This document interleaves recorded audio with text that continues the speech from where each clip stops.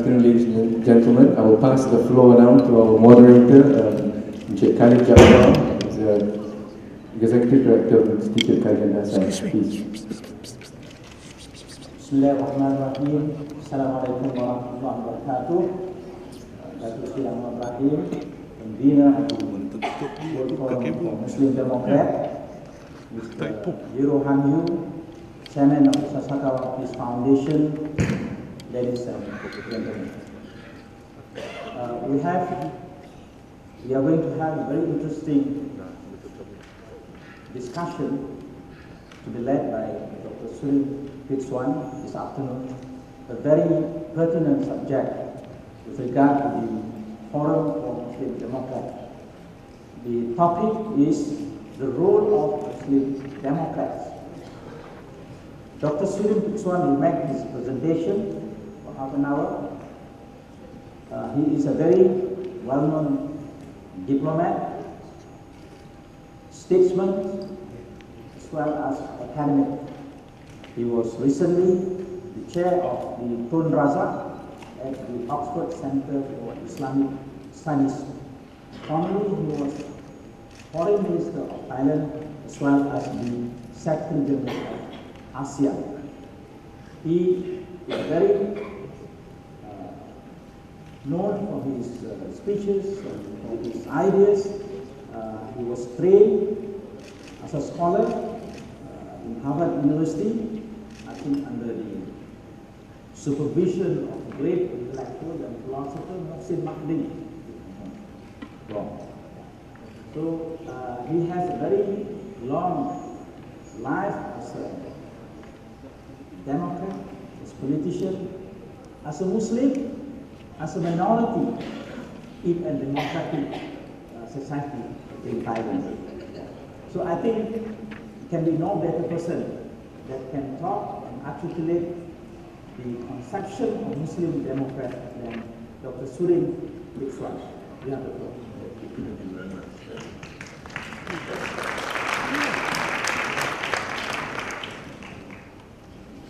Thank you very much, Khalid, for that very kind introduction. Assalamu alaikum wa rahmatullahi wa barakatuh. Bismillahirrahmanirrahim. Datuk Si Anwar Ibrahim, Mr.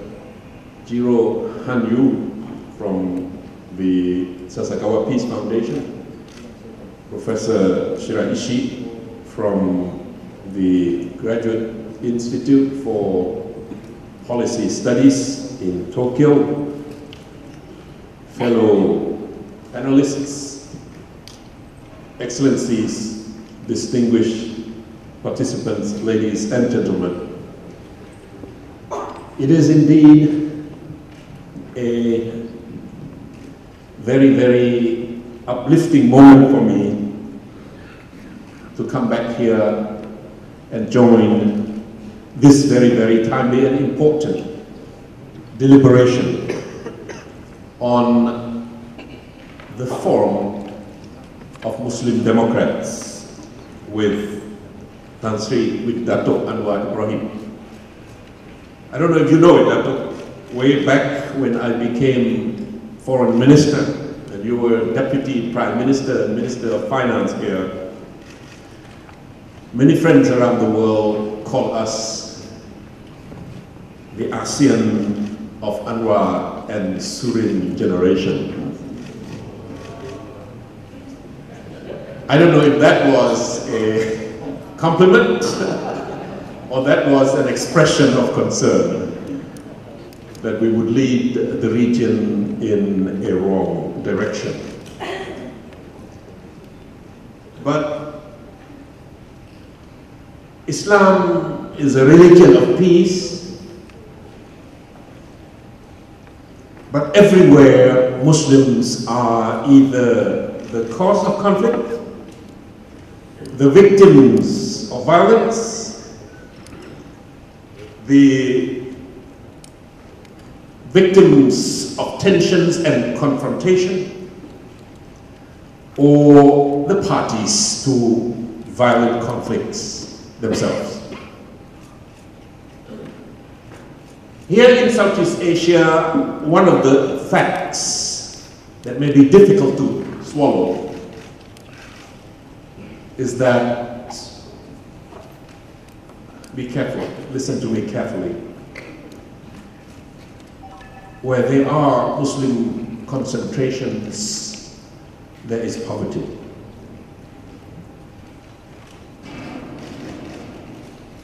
In the form of minorities or in the form of majority. 600 people, 600 million people of ASEAN, almost half are Muslims. 5 years as Secretary General of ASEAN until 2012, one of my concerns was, where would this half be when we go into the community next year under the chairmanship of Malaysia? Would it be the half that is equal to the other half? Or would it be a half that is slightly ahead of the other half? Or would it be a half that is left behind in the back of this process of competition here in this region? Coming from southern Thailand, being a member of the community of the ummah, I'm not sure I'm confident that this half is going to be equal to others, more likely will be following others, and there will be a lot of frustration and a lot of implications on that very, very fact. So it is good that the Sasakawa Peace Foundation, Mr. Hanyu, for you and other friends from other religious and civilizational communities to come here and witness our soul-searching activities here. I think we take pride in the fact that Islam is the religion that calls upon humanity to become witness unto the rest of creation.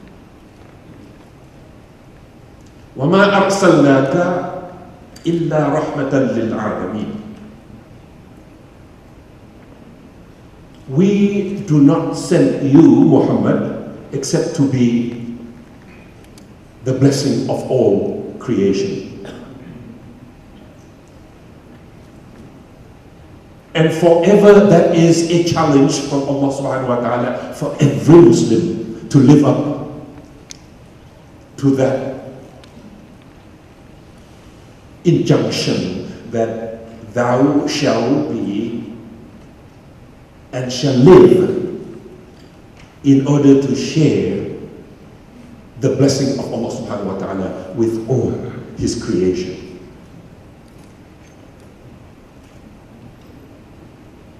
But somehow along the way, we have lost sight of that very injunction. We have become rigid, we have become absolute, we have become very narrow. We take the truth, or the way we see the truth, as rigid, fundamental, exact, and there's no other way of looking at it. It's my way or there's no other way.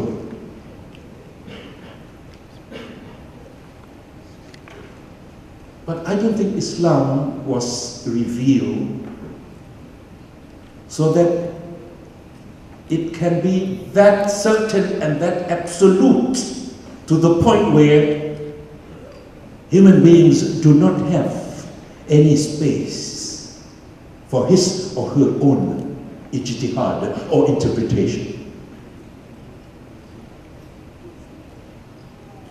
Because Allah said, I know what you know not.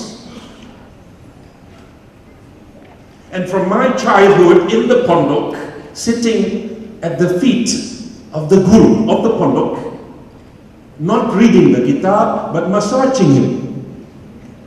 Because it was late in the evening, and that must have been his 10th kitab of the day, after Isha, before turning out that kerosene lamp. I had to be there massaging him, my grandfather. And before that light was turned off, before he closed his kitab, he said always, Wallahu a'lam. He knows better, he knows best. What I told you, what I read with you, what I explained to you may be only 50% right, 50% wrong, or 70% wrong, or 30% right. Be humble.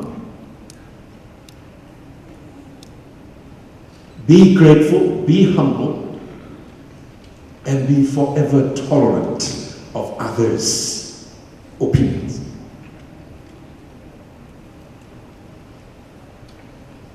My father became his first student after he came back from Makkah. And my father was forced to return to Patani, to my hometown, because of the same reason. And that was the turmoil of the Second World War. And one evening after class, he walked around, and my father was one of the leaders of the talaqah, meaning teaching his own younger students. And he ventured into his own opinion, interpreting one of the ayats or one of the hadiths, I don't know. And my grandfather said, Ismail, you are wrong. And my father said, this is the way I see it. Because you told us to be experimental, you told us to be exploring, you told us to be forever making your own interpretation to the best of your knowledge.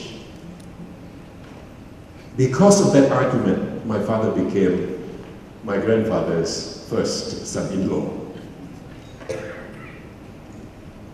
And he was sent to Makkah himself. I'm telling you this story because I think for some reason we have lost that tradition of tolerance, that tradition of exercising our intellectual freedom. We became rigid and we became absolute in our own way. And that is an obstacle to life in an open and democratic society.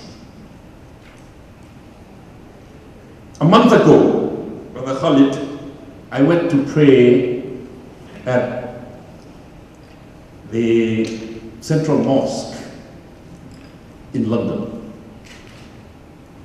And I was wearing this pin. It's an Oxford pin. I was told by an ulama in the congregation, take your pin off. Allah does not want to know you as anybody else except as his servant.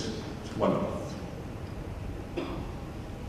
I had no feeling about this pin because I live in a world of globalization with multiple identities.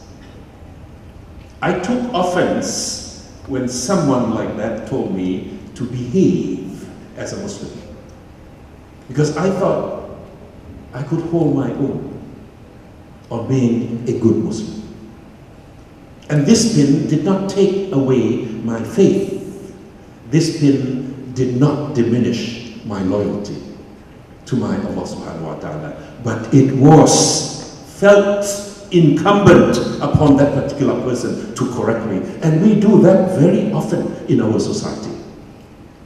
That either my way or you are wrong. Well, that is a problem. So I think the very first fundamental duty for Muslim Democrats, and this is a small d Democrat, Big D would mean you belong to a party that calls itself Democrat Party, like myself, but I'm not that today.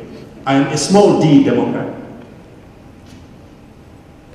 The first fundamental duty is to be tolerant and to be very, very humble. That you don't know the truth. That you don't own the truth, that there are others in the society that would need consultation with you, and you come up with certain conclusion about issues facing you as a Muslim ummah. As foreign minister, I went to visit the Islamic Republic of Iran. I was conducted into the office of the president, Mr. The philosopher, what is his name? Muhammad Khatami. I asked him, knowing that he spent a few years in Germany, knowing that he was the imam, I think, in a masjid in Hamburg, but also studying Western philosophy.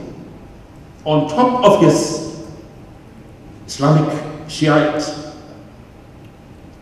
philosophy in Iran. And I asked him an Aristotelian question.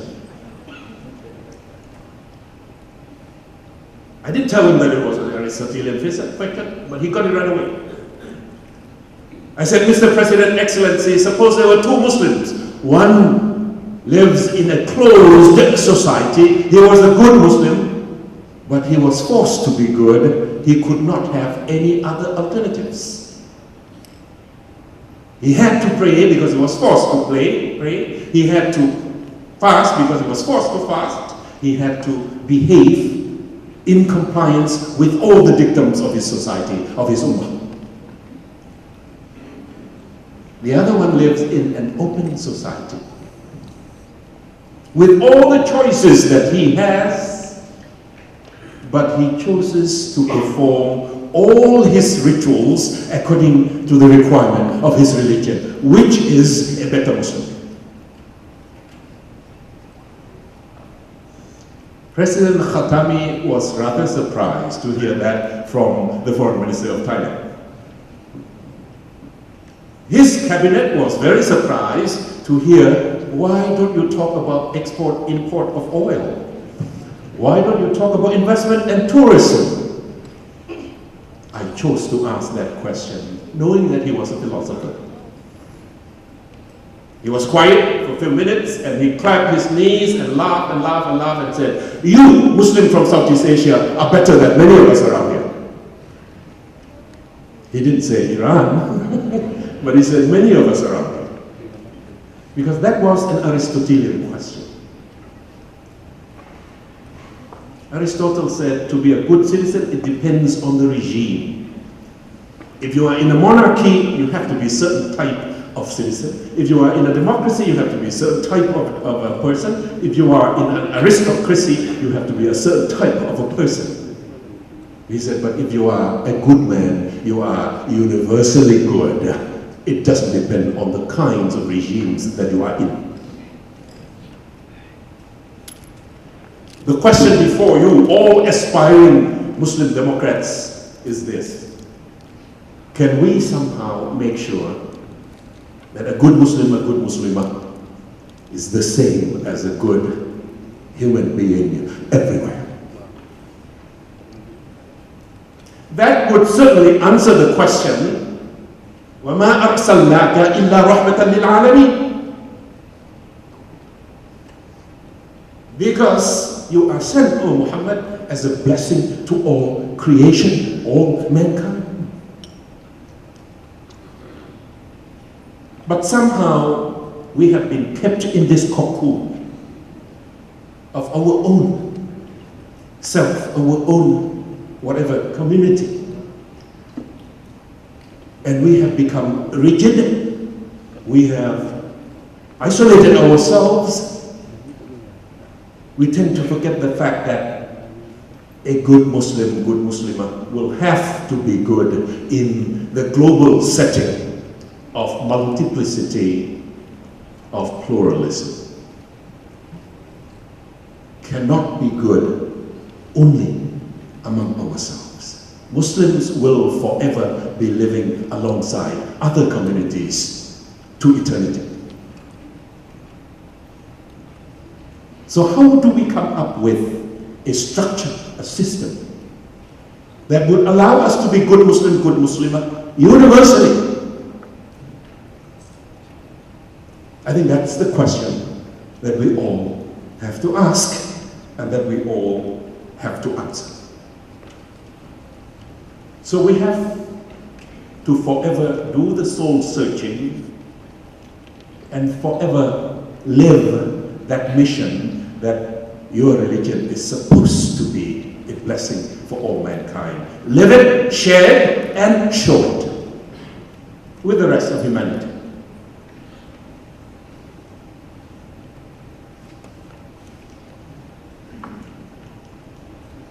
I don't know if you notice, whatever society, whatever country that called itself Islamic is in trouble.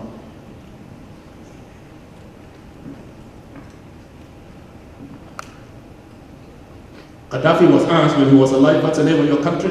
He said, you want a long version or a short version? A long version would be, People's Republic, Arabic, Islamic of Libya. He said, but you want a short version? It's Libya.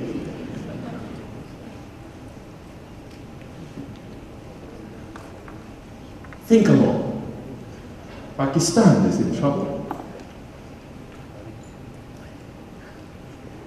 I don't know if Iran is the manifestation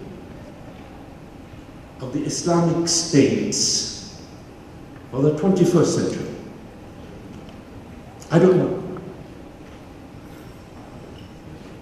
But Indonesia and Malaysia, struggling as you are, somehow you are reflecting the norms, the values, and the characters that would allow good Muslims to emerge and be good human beings in the global setting. We are forever being called upon to deliver that mission. That mission of being good, being engaged, being active, being part of the solutions, not always being part of the questions and the problems of humanity.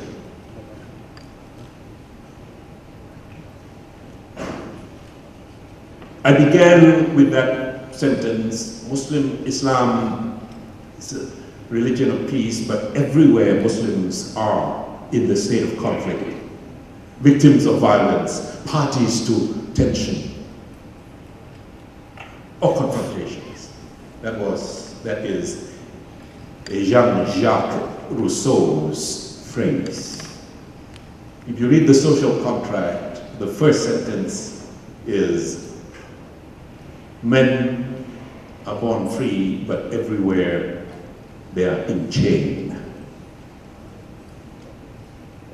It's a contradiction, but a contradiction to evoke your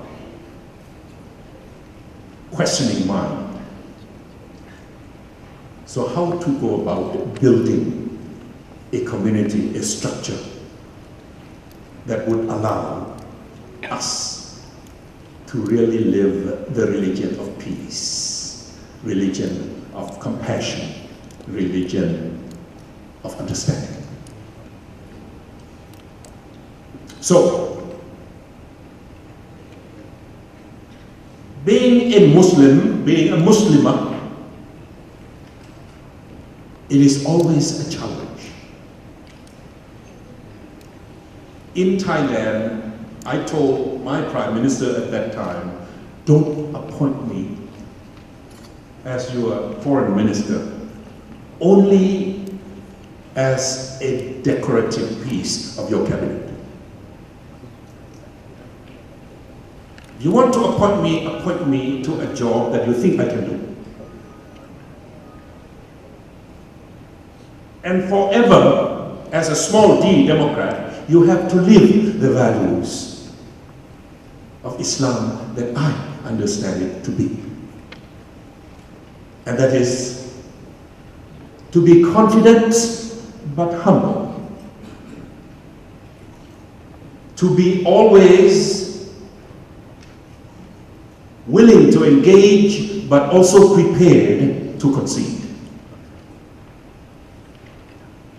To always be certain about your ideas but open for conversation and open for change and transformation along the way. I don't think any of those Islamic states are now doing what I think is best. To use Islam as an inspiration. To move from imperfection to perfection along the way. Democratic path through consultation, through living in an open space, ready to debate, but also ready to accept new ideas, new ways of looking at things, and always ready to make a compromise, except all those fundamental, cardinal principles of faith. Those are cardinal and fundamental, but there's a lot of room for us to work with each other, to live with each other, to share with each other, and to always aspire to perfect your society, your community, your state, your country into the future.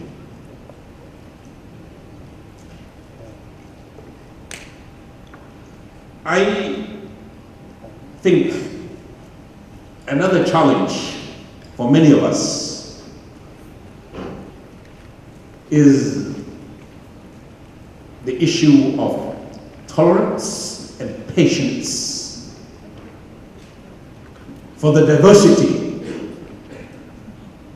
of ways in which 1,500 million Muslims around the world see things and interpret things.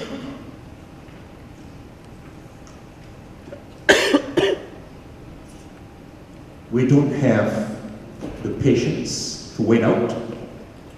We don't have the tolerance to endure. Oftentimes we take the matters in our own hands and be autocrats deciding for others. So the rule of law has become less important to us, and many of us, than the fact that I have the power, I have the authority, I am the judge of everything. That is certainly not what a Muslim Democrat should do and should behave. So if we want to really construct a Muslim democratic society, we need to go back and examine the ethos of Islamic democracy. And these are some of the elements that we have to go through. And that is, we cannot be the only one who is correct. And that we have to open up to others, and that we have to tolerate others, and then we have to have patience to endure the difficulties with others. I think what I've been saying is exemplified by Dato' Anwar Ibrahim.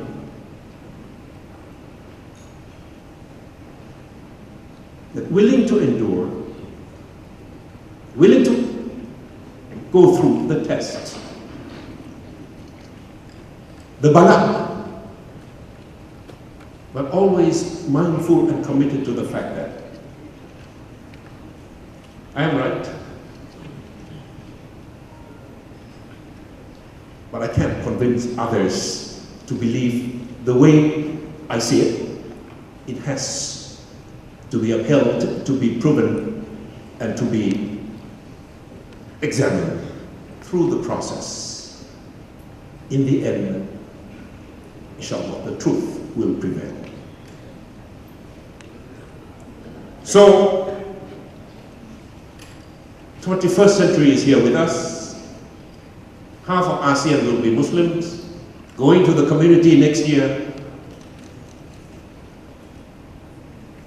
we have to think about how to live together with others. 5.5 billion more on this surface of the earth. Together, 7 billion. Muslims are 1.5. Strategic places.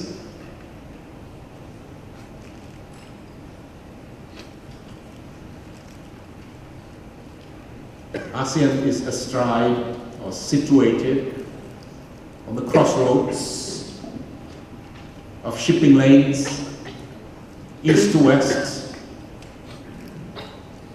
East Asia, China, Japan, Korea would be in trouble if this region is in turmoil.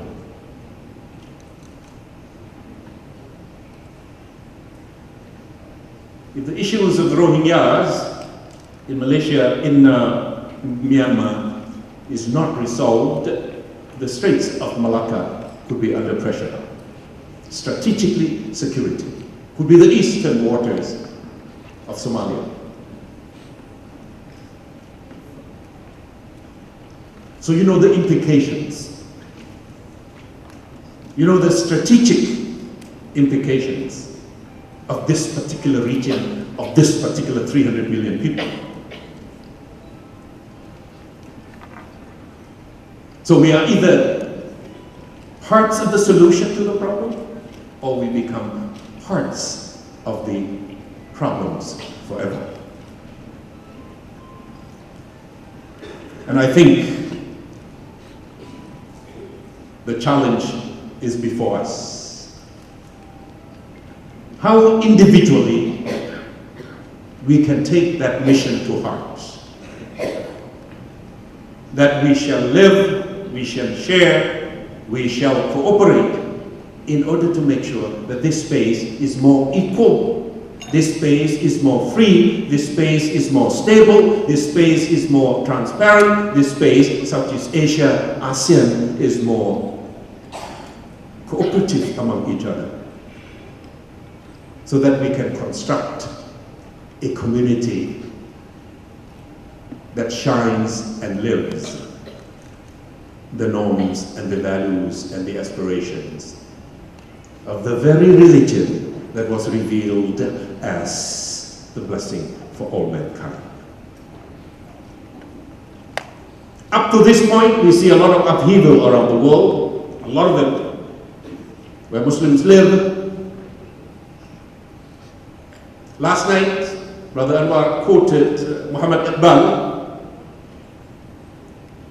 Let me go back a few centuries further to quote Jalaluddin al-Rumi, who lived in the era of tremendous turmoil and change and transformation himself. But he had the audacity to come up with the different ways of looking at things, with different kinds of ideas and suggestions, and he said, with the turmoil of the landscape, Turkey involved, included at that time, but Persia, India, the Arab land, the turmoil that he witnessed, the violence that he witnessed. And he said, merchants of all goods are gone. Goods here means ideas. Goods here means way of doing things, way of looking at things, way of interpreting things. Merchants of all goods are gone. We are the new vendors, he said. His generation, the intellectuals of his generation, are the new generation of merchants of ideas. Create ideas. Come up with new ideas. Do your own ijtihad. Exert yourself. Interpret. Come up with new answers to new problems or to even old problems. We are the new vendors. And he said, this is the Middle East at that time, the Islamic land at that time. This is our bazaar.